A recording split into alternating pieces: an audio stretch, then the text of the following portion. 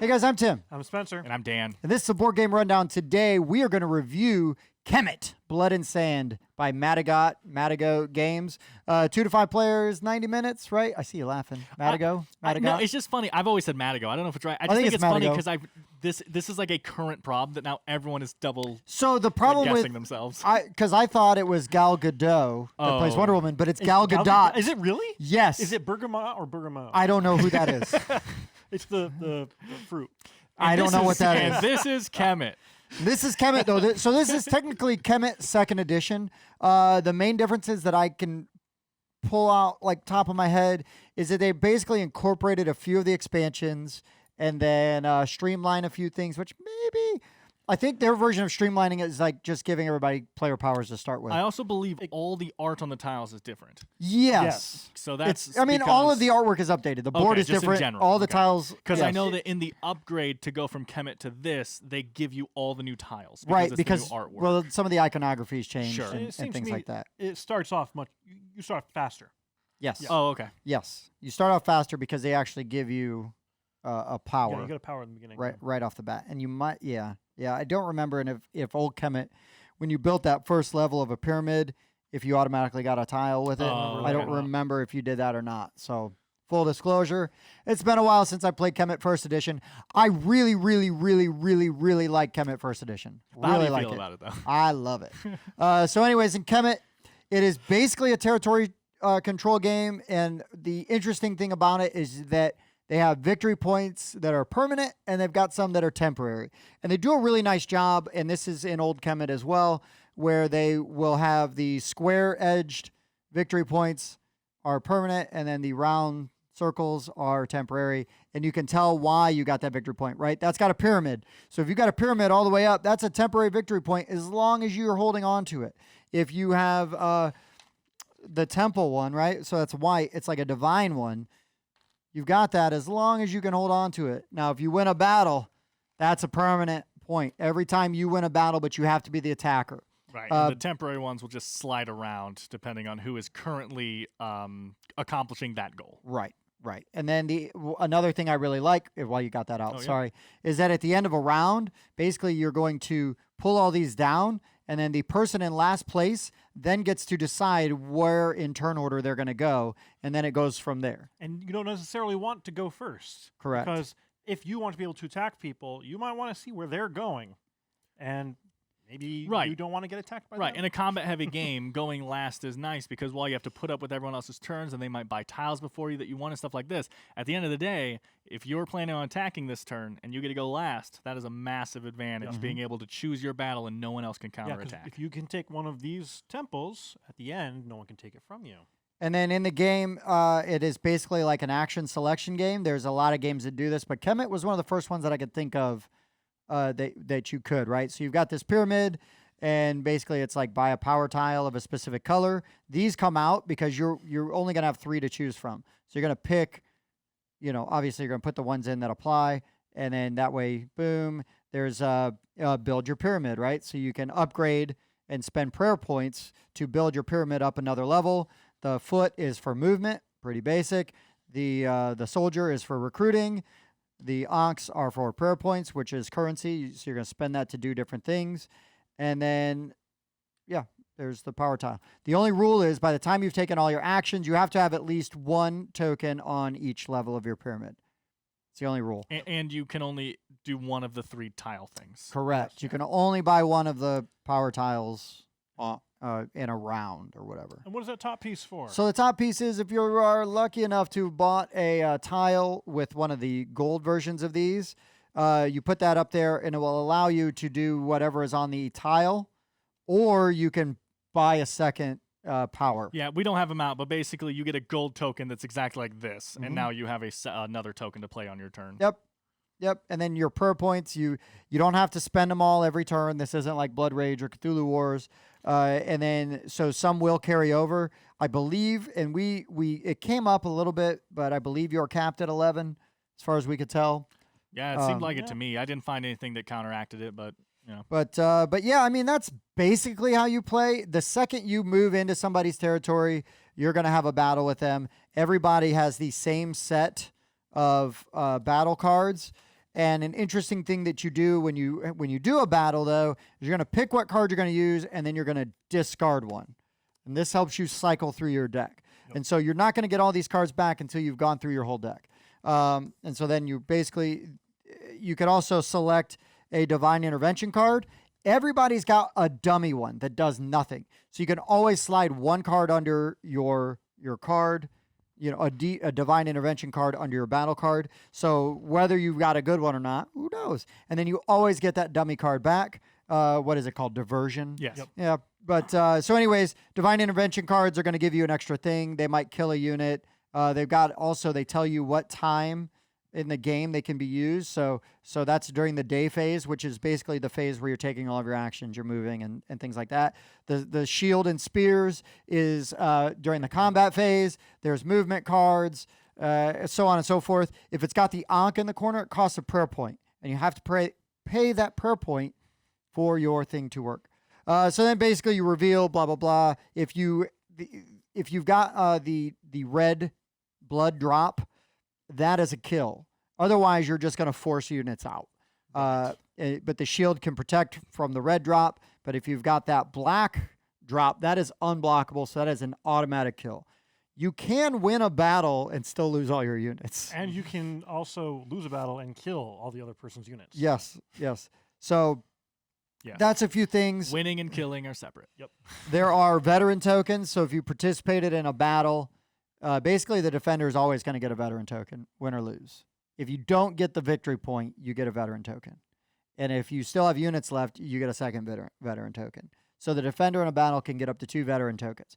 These can be spent during the night phase to let you summon another unit, buy another Divine Intervention card, and there's something else I get prayer points, 2 of them for Oh, prayer yeah, point. you can trade them in for prayer points.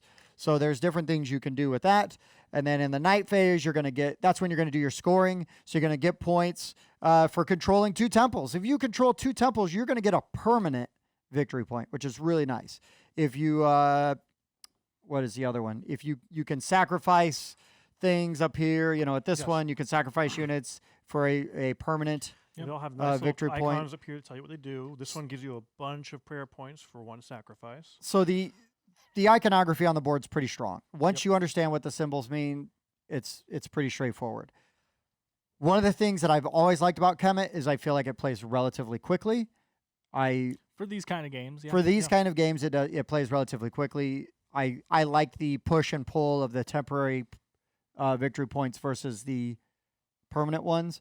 Yep. I enjoy that, and again, this goes for both versions of Kemet, that when you buy a tile, so you can because this is like its own game over here on the side of the board where what tiles am I going to get, what extra powers am I going to get. Like when we play with Spencer, he became a combat monster. Yes, I did. Like you could not get into a fight with him without losing like 3 units almost automatically.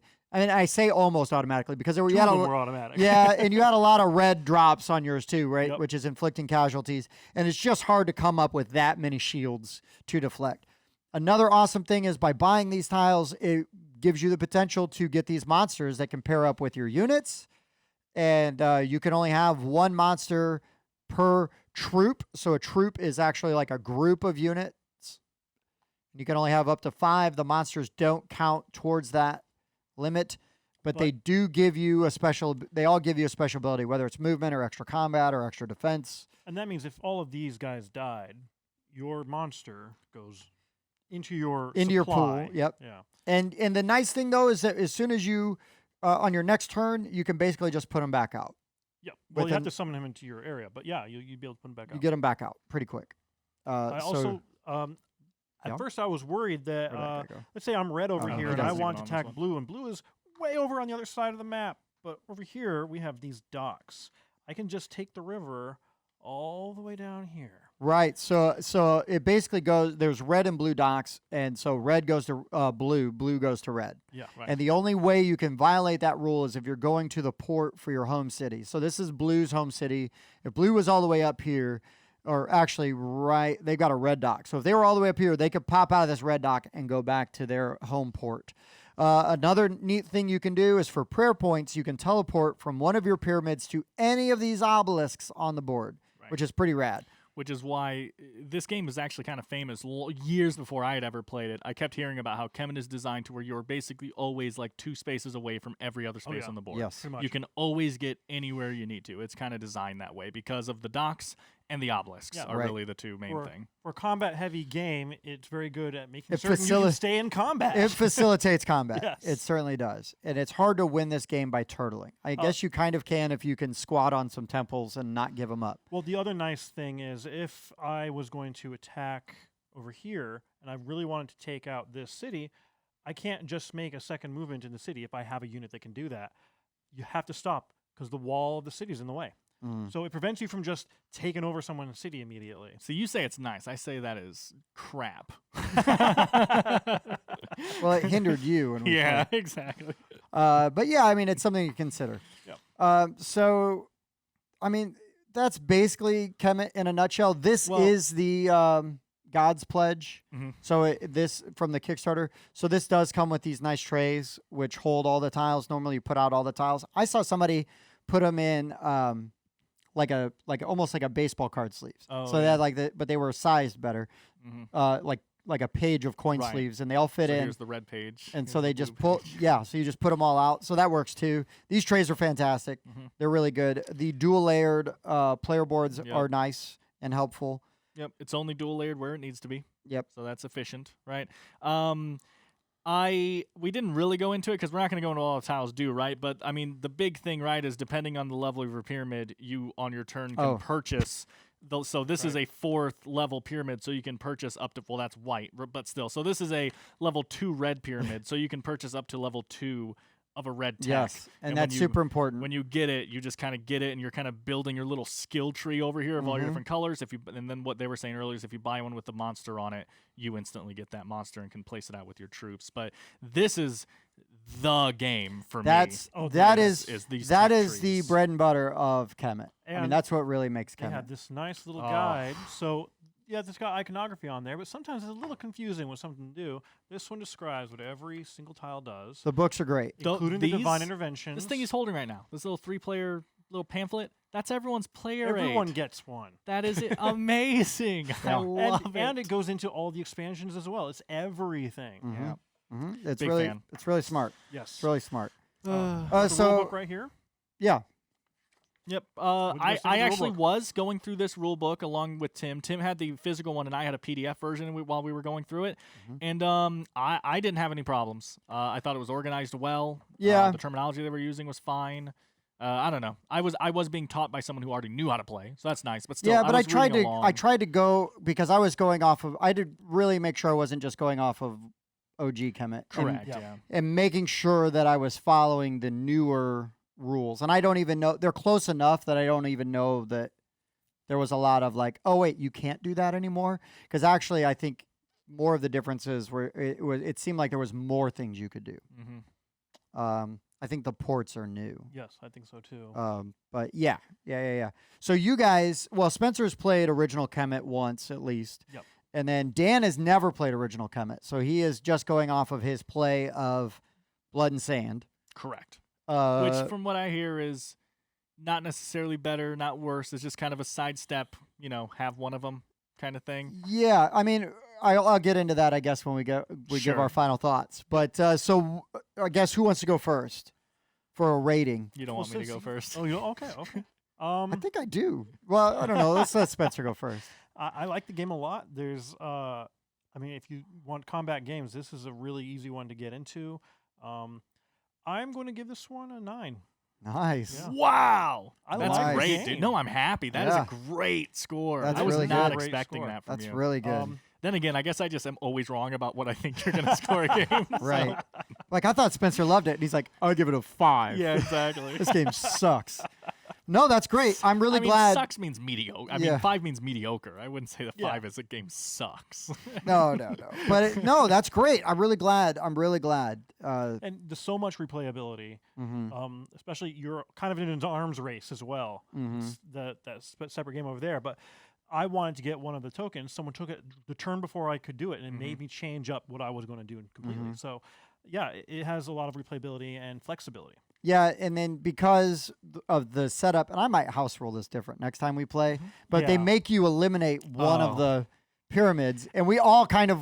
I think that was player count based though, wasn't it? It might have been. I think it was. It might have could've been, been. but I kind of just want to be able to use all of them. I know Yeah. because in your city, you are gonna only be able to have 3 pyramids. Exactly. So But that doesn't mean that we should all have the exact same 3. Why can't we have white going when you? well, can't have I guess I just realized why they do that is because if I take over your pyramid, that would be amazing. and that you would be can cool. no longer buy black tiles. That would be amazing. And then all of a sudden, I can buy black tiles because I took his Yeah. pyramid. So does he lose his, or does he get to keep the ones he's no, he got? just can't buy more. Okay. right? No, I'm I mean, making that- this up as I go. Oh, okay. No, that's a I think good. that's an interesting mechanic. Okay. Well, maybe we need to try that. I mean, I don't House rule mind. things? I don't mind house rules. Sure. As long as it's helping everyone have fun. Right. And That's all it's that not matters. it's not like this is a house rule because we feel like the game's broken and we're No. trying to fix something. It's just like let's try this fun thing out. Yeah, right? yeah. That's- And that's for the me, it key. was more like, oh, we're not going to get to use white. Yeah, which was the one I was looking forward to. It was the one I was Yeah. too. Yeah. It was the one I was too. darn random. Whatever. Okay, So no, 9. awesome. 9. Fantastic. 9 from Spencer. What do you got, Dan? So Spencer said a sentence So, there. so Dan's gonna give it a 5. And let's hear why. Spencer said a sentence there that said, "If you're looking for a battle game, this is it."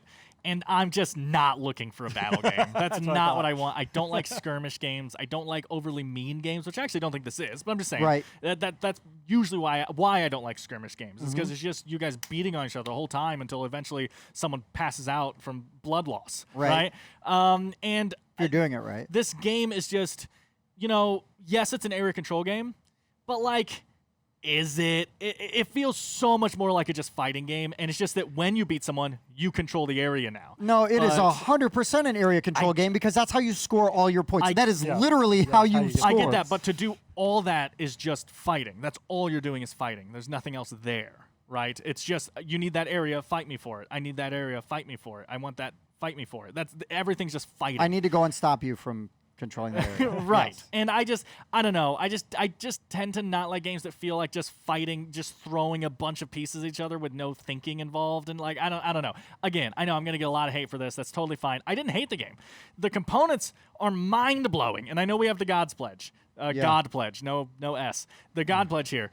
But fantastic components. Yeah, but I mean, all the miniatures and everything are all Yeah, yeah, regular. it's like- it's all this extra Horus, It's stuff. this got and the wings. obelisks are new, but the pyramids are the pyramids. I mean, that's how those work. And this whole tech tree thing again. This is by far my favorite part of the game. Building up this different tech tree. You have the red and the blue and the white. And I was like lining mine up like it was a tech tree and Yeah. like just having fun with that. That was really cool.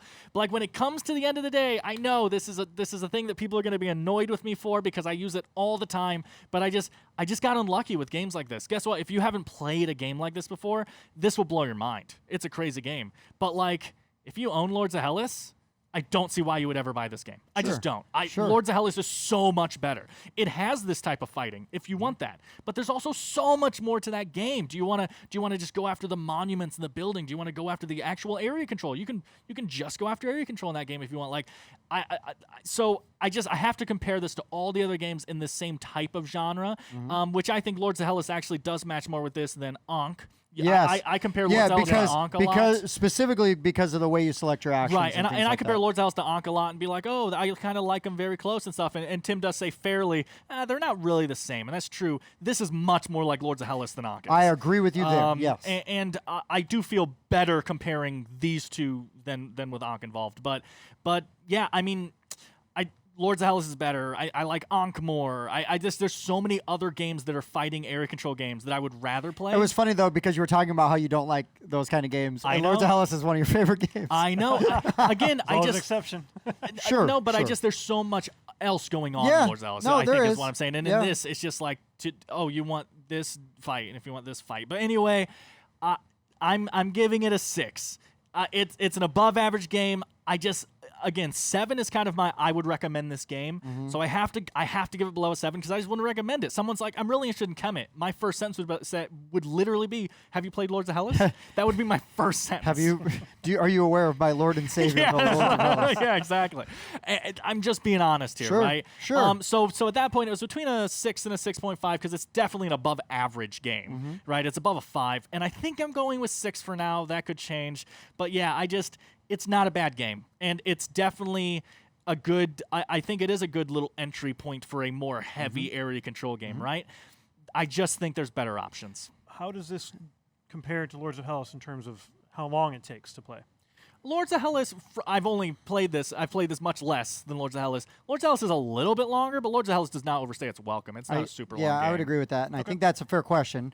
One of the things Kemet does have going for it is that it's relatively fast-paced. Yeah, it is. It is. Because it's literally, on my turn, who am I going to punch? Yeah, but you get a point for successfully you punching do. someone. I'm just saying, it's not like the brain work here isn't insane. There's a lot of options, sure, but at the end of the day, it's like, okay, I'm going to take this action because I want that tile, and then who am I going to punch? And the next turn, it's like, okay, well, I need to move, so I'm going to put this tile here, and then who am I going to punch? Like that, you know? So. Sure. So here's my. I've got mixed feelings about this. I'm a big fan of original Kemet. I heard a new edition was coming out, and it's like, well, do I need it? I didn't actually kickstart the new Kemet. One of the reasons was because it's like Ankh and this came out at the same time. I've already got Kemet. Right.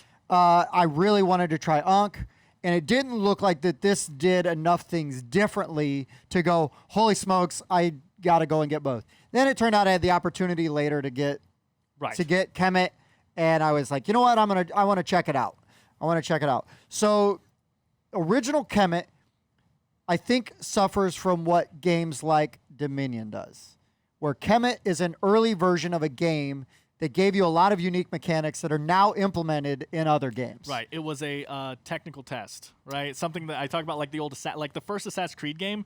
It's not a great game. It's a great technical test for all the other Assassin's Creed games a lot of coming out, right? But you know what I mean? Like it really started something, and it was really unique and original at the time. And now there's a lot of games that do similar things. Now, I don't know of any other game, and I'm prepared totally to be wrong, that does the tech tree like Kemet does, other than like Access and Allies, right?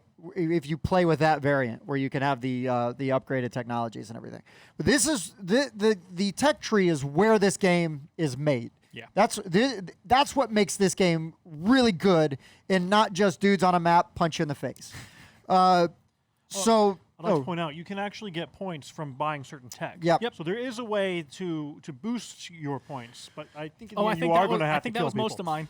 Yeah. Hey, you did pretty well at the end. Yeah, and again, like, my whole dilemma here is: do I score this as Kemet, Blood and Sand, or do I score this as Kemet? Do you know what I mean? Does that make sense? Yeah, I guess. Because old Kemet, I really, really, really, really like.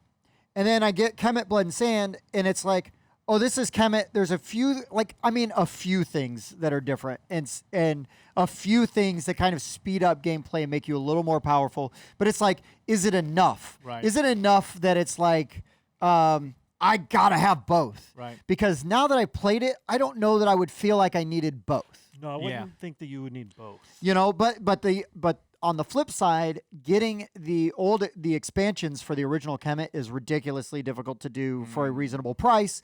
This incorporates some of those, right? This is almost like that Viticulture Essential Edition. Right. And so there's nothing wrong with this game. I don't really have any complaints about it because it does everything really well.